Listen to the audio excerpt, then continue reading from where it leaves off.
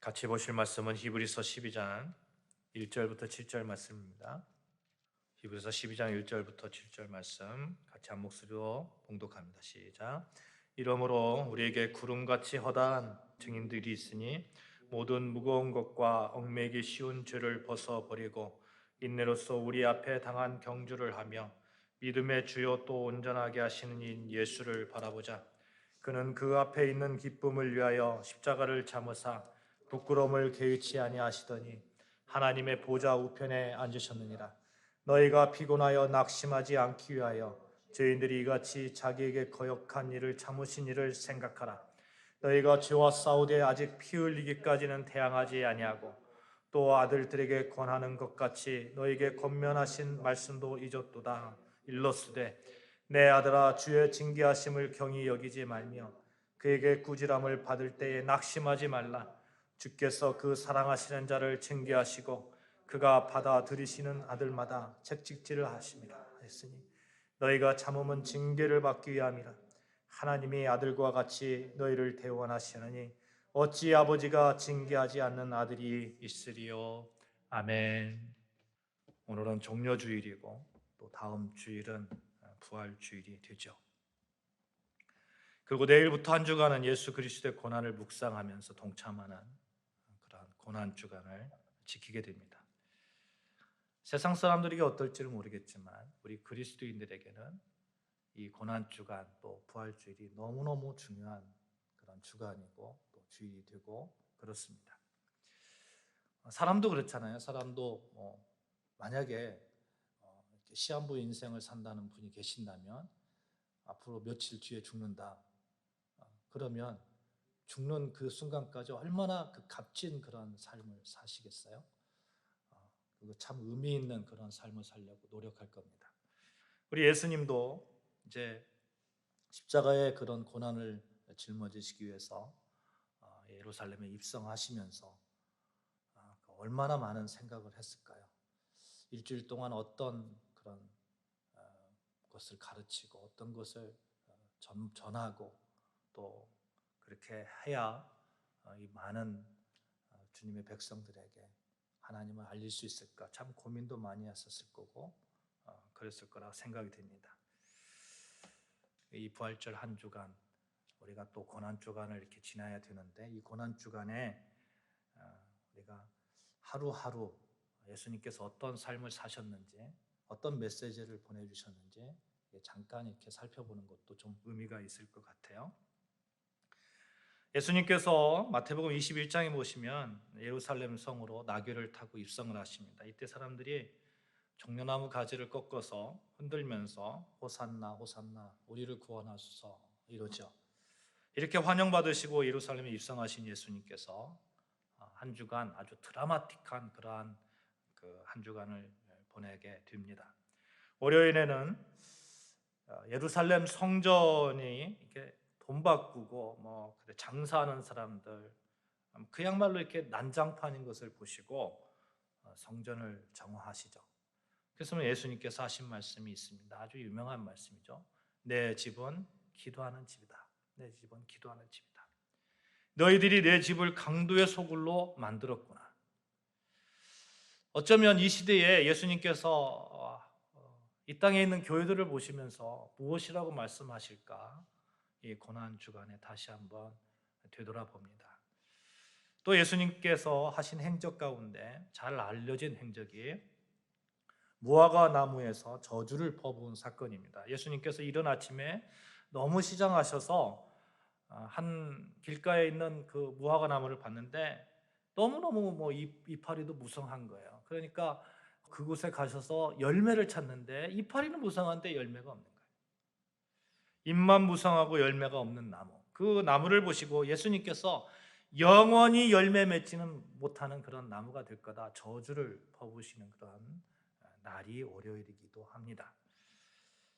또 화요일에는 마태복음 22장에 보시면 바리새인들, 사두개인들, 율법사들에게 예수님께서 말씀하시는 사건이 있죠.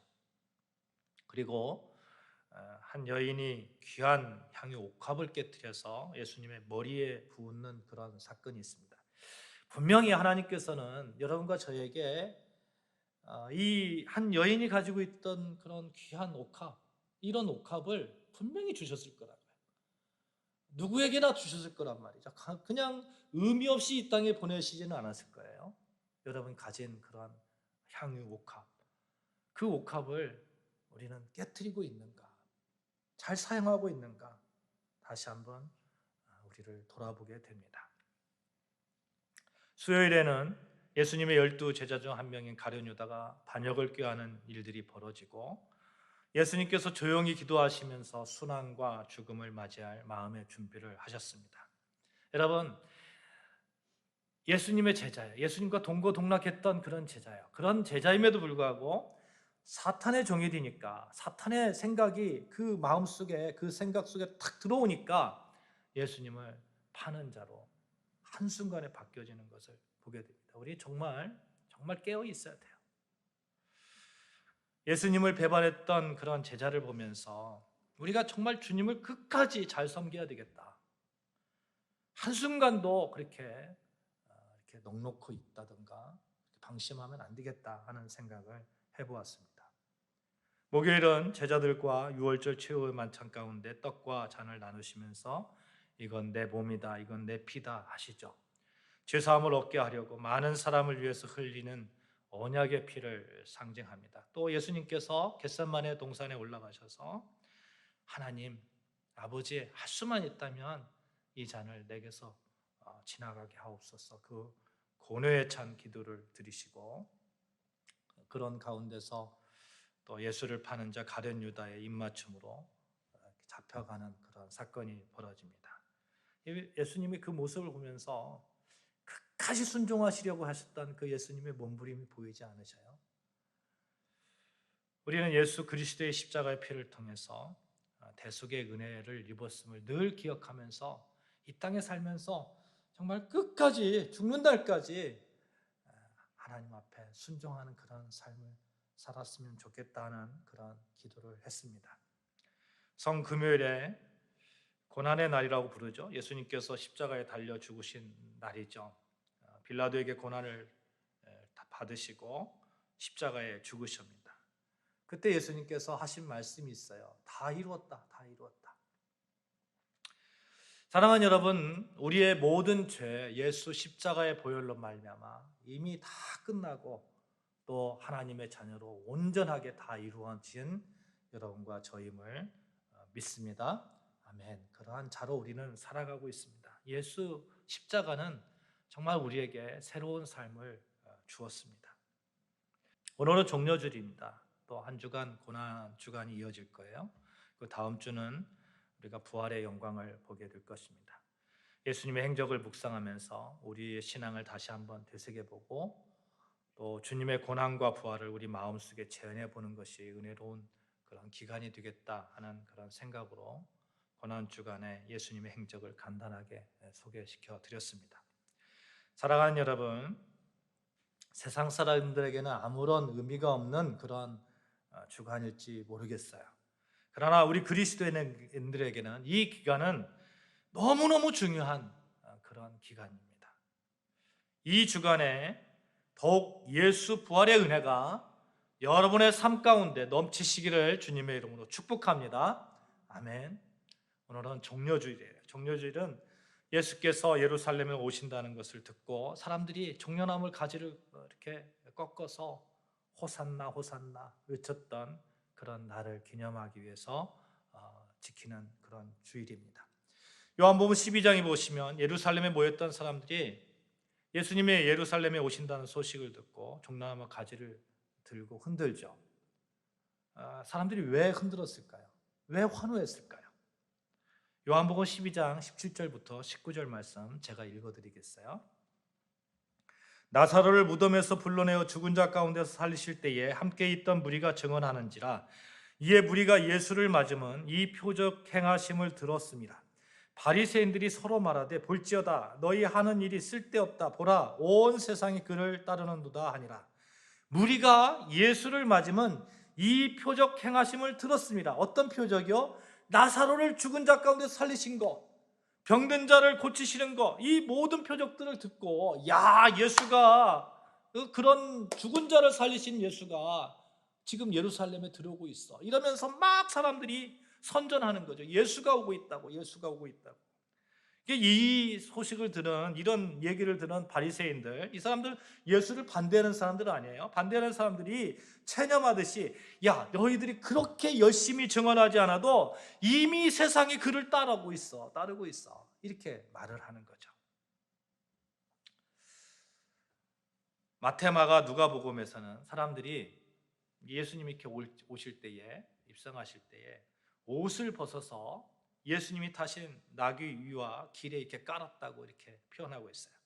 열왕기하 9장 13절에 보시면 이런 말씀이 있거든요. 무리가 각각 자기의 옷을 급히 가져다가 섬돌리 곧 예후의 밑에 깔고 나팔을 불며 이르되 예후는 왕이라 하니라.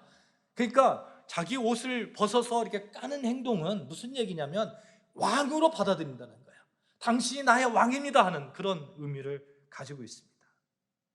그래서 사람들이 마태복음 21장 9절에 앞에서 가고 뒤에서 따르는 무리가 소리 높여 이르되 호산나 다윗의 자손이여 찬송하리로다. 다윗의 자손이여, 왜 이런 얘기를 할까요? 이새의 줄기에서 한 싹이 나며 그 뿌리에서 한 가지가 나서 결실할 것이라. 그러니까 이새의 줄기에서 왕이 날 거라는 거예요. 나의 왕 메시아가 나올 거라는 거 사람들이 이미 알고 있어요. 그러니까 옷을 벗어서 깔아놓고 있는 거예요. 깔아놓고 나를 구원하소서, 나를 구원하소서. 이분이 메시아다, 호산나 호산나 하고 있습니다. 우리를 구원하소서. 사람도 죽은 자 가운데서 죽은 사람을 살려내요? 그런 사람 보셨어요, 여러분? 며칠 있다가 바로 죽은 사람 막 이렇게 인공호흡 해가지고 그렇게 살려낼 수 있을지 모르겠지만 한 며칠 있다가 죽은 사람을 가서 일어나라. 근데 일어나는 그런 사람 보셨어요? 그렇게 사람도 살리시고 병도 고치시고, 그러니까 이 사람이면 우리 왕이다, 메시아다, 사람들은 인정하고 강력하게 이렇게 믿고 이스라엘 왕으로 받아들이고 있는 것이죠. 그런데 사람들이 예수님을 불과 며칠 뒤에 비참하게 십자가에 달려 돌아가시게 하는 그 모습을 보게 됩니다. 열광하던 사람들은 어디 가고 이제는 예수를 십자가에 못 박으라고 사람들이 그렇게 한순간에 이렇게 확 바뀌어버리는 거죠. 왜 그렇게 한순간에 변할까요? 여러분, 왜 예수를 잘 믿다가 한순간에 확 바뀌어가지고 반기독교인이 되고 교회를 핍박하고 예수를 핍박하고, 왜 그럴까요? 그런 사람들이 왜 이렇게 많을까요?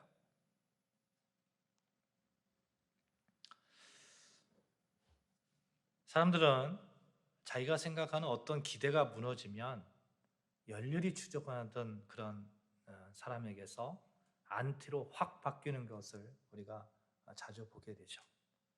당시 이스라엘 사람들이 생각했던 그 구원, 예수를 왕으로 맞았을 때 그 기대감과 예수님과 하나님께서 열어놓으신 그러한 방향은 서로 달랐던 거예요. 이스라엘 사람들은 로마에서 정치적으로 독립하고 경제적으로 잘 먹고 잘 사는 일에 관심이 집중되어 있었다면, 하나님과 예수님의 계획은 죄로 죽을 수밖에 없는 그런 자들, 죄인들, 이 죄의 값을 치름으로 인해서 하나님과의 관계가 회복되는 것, 다시 너와 나와 친구가 되자, 다시 내 자녀가 되라, 여기에 하나님과 예수님의 관심이 있었던 겁니다. 예수님의 관심은 천국에 있었고, 예수님이 세상에 오신 것은 세상 사람들을 구원해서 천국 백성으로 인도하기 위함인데, 사람들은 전혀 그것에 관심이 없고, 심지어 말이죠, 예수님의 제자까지도 예수님이 십자가에 못 박혀 돌아가시려고 할 때에 뭐라고 했습니까? 그러지 마세요, 그러지 마세요. 거기에 관심이 없었어요. 베드로를 보십시오. 예수님의 고난 앞에 그렇게 하지 말라고 예수님을 가로막습니다. 완전히 생각이 다른 거예요. 어쩌면 오늘 이 시대도 마찬가지인지 모르겠습니다. 사람들의 관심은 온통 이 세상의 구원에 있어요. 잘 먹는 거, 그렇죠? 좋은 집 사는 거, 그렇죠? 자녀들이 잘 되는 거, 그렇죠. 건강한 거, 그렇죠. 내 마음의 평화를 얻는 거, 그렇죠. 내 마음의 안식을 얻는 거, 그렇죠. 그래서 여러분, 조금 잘 사는 것 같아 여겨지면요, 예수는 저 뒤쪽으로 물러나게 돼 있습니다. 더 이상 구원이 필요 없다고는 거예요. 이미 충분히 구원받았다는 거예요. 이미 충분히 잘 산다는 거예요. 경제적으로 여유가 있고 좀 평안해지면 이상하게 예수님과 멀어집니다. 여러분, 그런데 보십시오. 그러면 그럴수록 죄와 더 가까워지는 것 같지 않습니까? 경제적으로 구원받으니까 죄가 한 걸음 더 앞에 있는 것 같지 않습니까? 유혹받기 쉽고요. 그 유혹에 걸려들기 쉽습니다. 그래서 어쩌면 이 시대만큼 호산나 우리를 구원하소서, 호산나 우리를 구원하소서, 이 절규가 더 절실한지 모르겠습니다. 사랑하는 여러분, 오늘은 종려주일입니다. 우리도 이렇게 한번 고백해 봅시다. 호산나 우리를 구원하소서. 한번 고백해 봅시다. 시작. 호산나 우리를 구원하소서. 우리를 구원하소서. 우리도 역시 예수 그리스도가 누구이신지, 왜 이 땅에 오셨는지 바로 알지 못하면 죄 가운데 얼마든지 빠질 수 있습니다. 정말 호산나 우리를 구원하소서. 우리가 정신 차리고 그렇게 외쳐야 될 그런 시기인지도 모르겠습니다. 그렇게 안 하면 십자가에 못 박아라고 외쳤던 그런 이스라엘 백성들처럼 우리도 충분히 그럴 소지가 있는 그런 나약한 인간입니다. 사랑하는 여러분, 오늘 종려주일 예수 십자가를 온전히 올바르게 바라보시기를 주님의 이름으로 축원합니다. 아멘. 그 십자가의 의미가 무엇인지, 예수가 누구인지, 예수가 왜 우리의 구원자 되시는지 다시 한번 깊이 묵상하며 나아가시기를 바랍니다. 예수 십자가를 바라보자 라는 오늘 말씀의 제목처럼 왜곡되어지지 않는 예수의 모습, 내 시각으로 바라보는 예수가 아니라, 인간의 필요에 의해서 바라보는 예수가 아니라 십자가의 모습으로 오신, 왜 예수께서 십자가의 모습으로 오셨는가, 그 진정한 예수의 모습을 바라보시기를 바란다 하는 겁니다. 여러분, 이 바라본다라는 말은, 우리가 예수 십자가를 바라본다라는 것은 그냥 이렇게 쳐다보는 그런 의미가 아닙니다. 얼마 전에 그 TV에서 이종격투기 하는 것을 봤어요. 그런데 여러분, 이종격투기 할 때에 그 선수들이 맞으면서도 바라보더라고요. 싸우는데, 서로 막 이렇게 싸우는데 얼굴을 맞으면서도 눈은 떠 있는 거예요. 절대로 눈을 감지 않습니다. 그래야 이길 수 있다는 거예요. 지금 바라보자 하는 그런 의미는 그런 의미예요. 어떤 상황이어도 절대로 시선을 다른 곳에 두지 않는 것, 경기에서 목표물을 향해서 시선을 절대로 떼지 않고 고정하는 것, 그런 의미예요. 여러분, 달리기 선수가 저쪽이 목표인데 저쪽을 바라보지 않고 이쪽 오른쪽을 바라보면서 막 달린다고 생각을 해보세요. 달려갈 수 있겠어요? 그쪽으로? 싸울 때도 목표가 정확해야 됩니다. 달려갈 때도 목표가 정확해야 그곳으로 달려갈 수 있어요. 그래서 예수를 바라보자 하는 의미는 세상의 염려, 근심 혹은 세상이 주는 자랑거리, 즐거움, 이런 것에 목표를 두고 바라보는 것이 아니라 예수 십자가, 오직 예수만 바라보고 나아가자는 거예요. 의로움, 죄에서부터 해방, 하나님의 자녀됨, 이런 곳에 시선을 집중하고 나아가야 된다는 겁니다. 실제로 이렇게 바라보고 살아간 믿음의 용사들이 있다는 것을 보여주고 있어요. 오늘 본문 1절에 보시면 이렇게 기록되고 있거든요. 1절 보실까요? 이러므로 우리에게 구름같이 둘러싼 허다한 증인들이 있으니 모든 무거운 것에 얽매이기 쉬운 죄를 벗어버리고 인내로서 우리 앞에 당한 경주를 하며, 우리에게 허다한 증인들이 있다는 거예요. 그렇게 살아간 사람들이 있다는 거예요. 우리에게는 이렇게 많은 믿음의 증인들이 있습니다. 그들의 삶은 우리에게 믿음이 무엇인지 말해주고 있어요. 그러므로 포기하지 말고 우리 앞에 있는 경주를 열심히 합시다. 우리의 삶 속에서 방해가 되는 것들은 다 없애버리고 우리를 쉽게 옳마매는 죄를 벗어버립시다. 여러분, 우리 삶 속에서 방해가 되는 것이 있다면 다 벗어버리고, 그렇게 산 사람들이 있다니까요.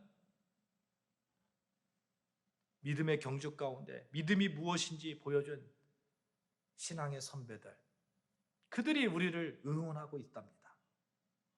너희도 할 수 있다고, 너희도 죄를 완전히 벗어버릴 수 있다고. 이런 신앙의 선배들이 있다는 게 너무너무 우리가 자랑스럽고 또 위로가 되고, 그렇죠. 실제로 승리했으니까, 사람임에도 불구하고 실제로 그렇게 살아간 사람이 있으니까 우리도 그렇게 하면 되잖아요. 이미 검증된 일이고 완전하게 죄사함 받는 그 일, 하나님의 자녀됨 그 일, 정말 떳떳하게 하나님 앞에서 섰던 그 일들, 그런 믿음의 사람들이 있다는 것, 얼마나 다행인지 모르겠어요.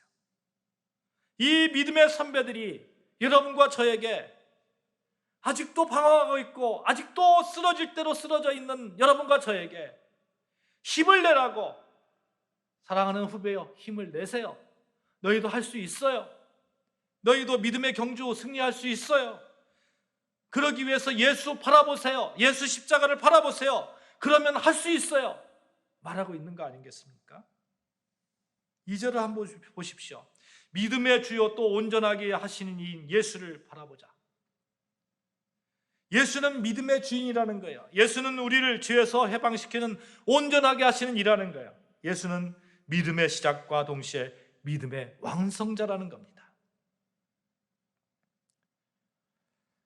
우리 이 신앙의 선배들, 허다한 증인들, 이분들은 온전히 예수 십자가를 바라봤던 것이죠.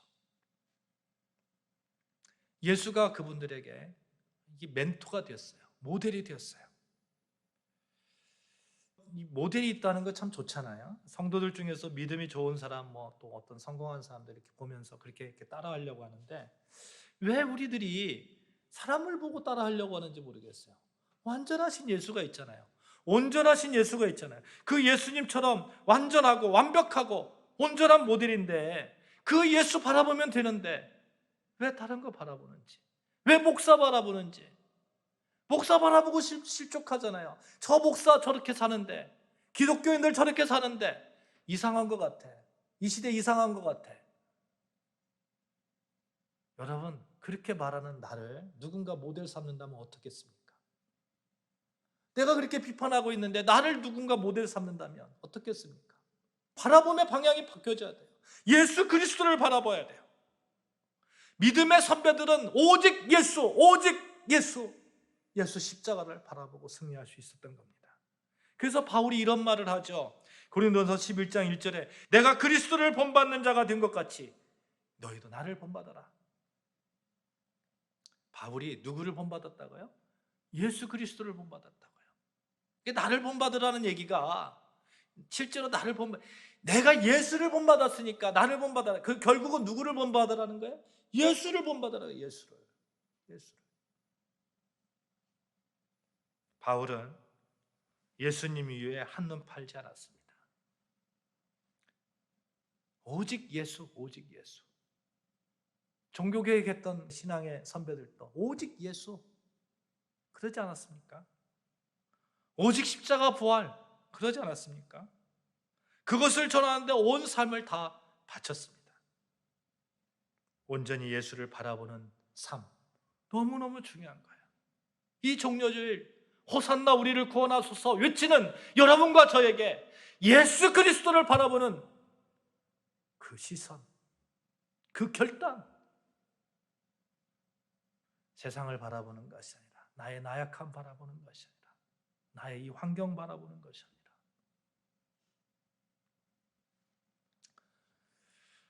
우리 이렇게 고백합시다. 나는 예수 그리스도를 본받는 자가 되겠습니다. 시작.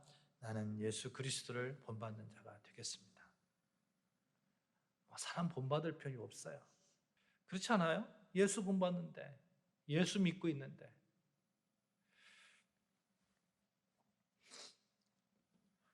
예수를 본받는 것은요, 누구나 가능합니다. 누구나. 공부를 많이 했던, 적게 했던, 또 뭐 많이 가졌던, 못 가졌던 상관없습니다. 베드로 있잖아요. 베드로는 갈릴리 호숫가에서 이렇게 물고기 잡던 베드로예요. 또 바울이 있잖아요. 바울은 가말리엘 문화에서 아주 고도의 학문을 전수받은 그런 사람이에요. 세상 사람들 보기에는 좀 차이가 있어요. 바울은 당시 로마 시민권자였어요. 또 많이 배웠어요. 베드로는 이분이 많이 배운 그런 유식한 그런 학자 같지가 않아요. 예수를 만나기 전에 그가 잘했던 것은 물고기 잡는 거였어요. 그런데 여러분, 바울과 베드로 모두 우리 기독교를 온 천하에 전하는데 얼마나 중요한 역할을 감당했습니까? 누가 잘하고 누가 못하고가 아니라 둘 다 모두 하나님께 멋지게 쓰임받았잖아요. 여러분과 저 조그마한 그런 개척교회를 섬기고 있습니다. 또 큰 교회에 다니시는 그런 분들도 계실 거예요. 모두 다 하나같이 하나님의 영광을 위해서, 예수 복음을 위해서 그렇게 쓰임받고 있는 거예요. 이거 믿으셔야 돼요. 이런 긍지가 있어야 돼요. 이것을 우리가 믿을 때 우리에게 희망이 있는 거예요.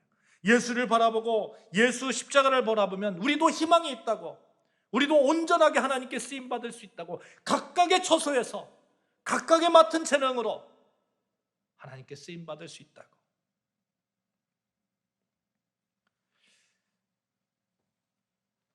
예수를 바라보는 자가 온전케 됨을 확인하기 위해서 예수님의 제자들이 좋은 예가 될 거예요. 호산나 다윗의 자손이여 이렇게 외칠 때에 사람들이 세상적 권력을 생각했잖아요. 세상적인 그런 구원을 생각했습니다. 로마 그런 압제부터 벗어나는 거 이런 거 생각했을 거예요.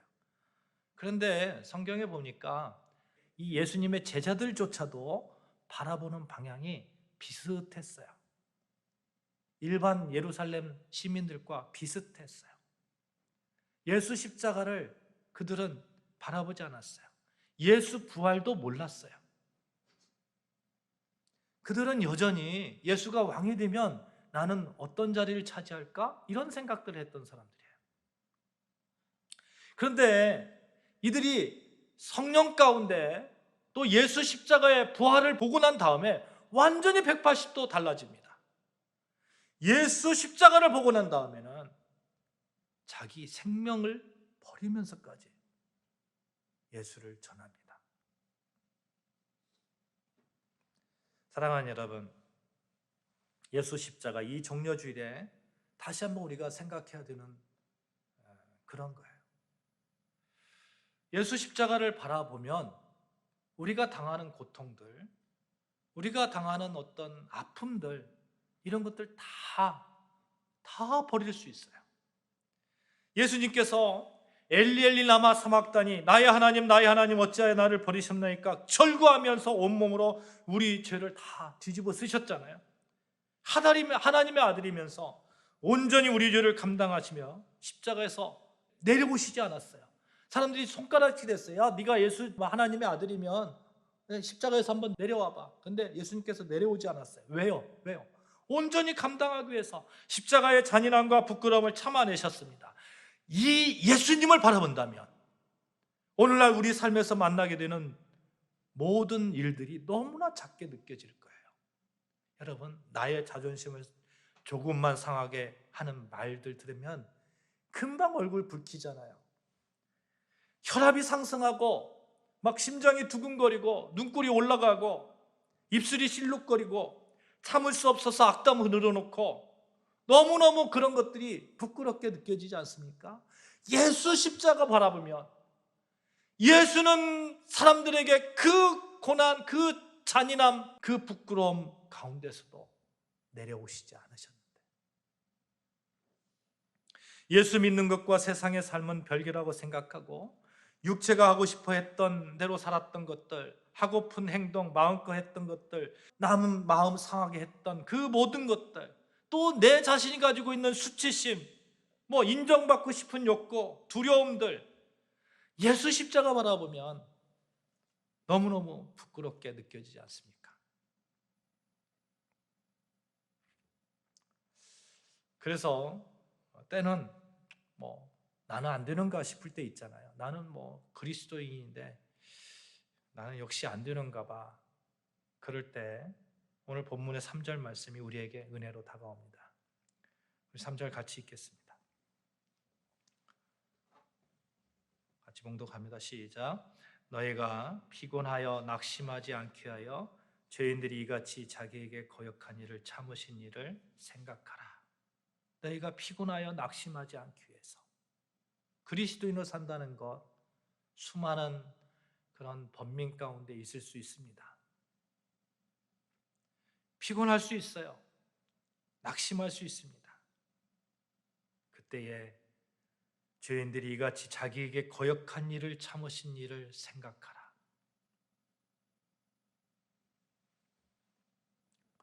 우리가 세상에서 인간의 몸을 입고 있기에 어쩔 수 없이 겪게 되는 모든 실패들, 낙심들, 고통들, 이 모든 피곤까지도 낙심하지 않을 이유, 낙심하지 않을 근거가 생겼습니다. 세상에 도무지 있을 수 없는 반역임에도 불구하고 예수님께서 아버지의 뜻을 이루기 위해서 끝까지 십자가에서 내려오지 않으셨습니다. 사랑하는 여러분, 살다가 참기 어려운 순간을 만날 때에 끝까지 내려오시지 않았던 예수 십자가를 생각하십시오. 예수를 바라보십시오.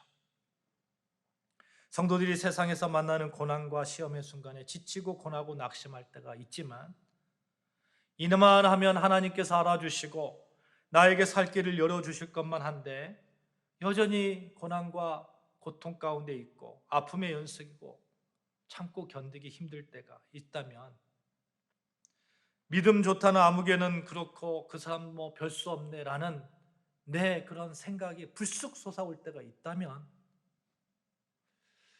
내가 모델로 삼았던 그 목사가 그 성도가 나에게 실망을 주고 나에게 아픔을 줄 때가 있다면 그때 예수 십자가를 바라보십시오.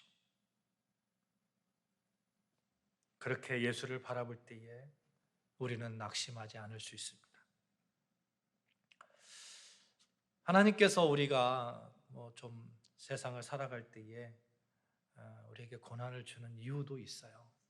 하나님께서 예수를 바라보는 여러분과 저에게 죄와 맞서 싸우면서 아직 죽을 때까지 죽을 정도로 싸워보지 못했다 할지라도 꾸중할지언정 포기하지 않으신다고 오늘 본문에서 말씀합니다. 4절에서 7절 말씀 우리 같이 봉독합니다.